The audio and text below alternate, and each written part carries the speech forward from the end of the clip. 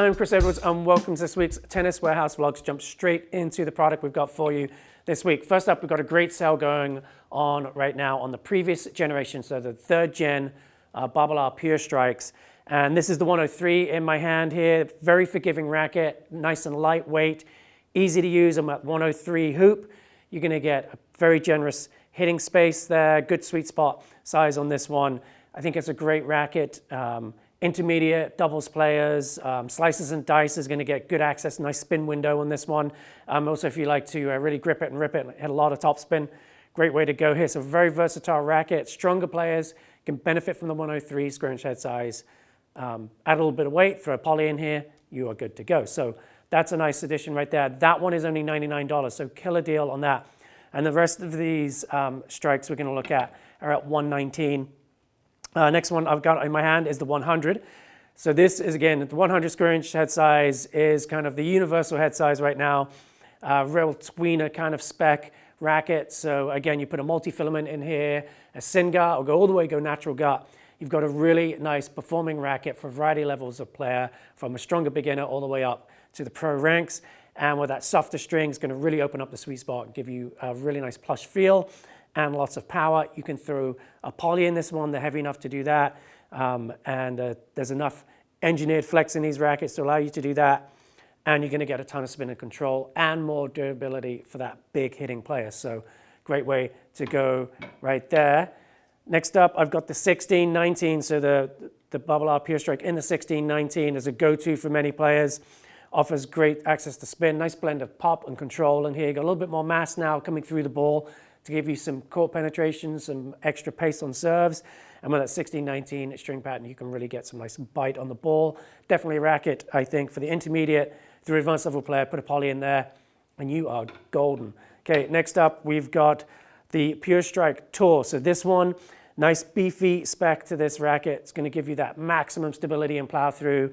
I think it's a good racket for the attacking all-court player, likes to come in, maybe finish the point at net, because you've got that really nice rock-solid response. You can have a soft grip on the handle, maximize the feel you're going to get on your volleys, and the racket's going to provide the stability for you. I like the plow through of this one on serves, again, just because the weight of the racket just gives my shots a little bit more pace and penetration on them. And then the 1820 is the one left.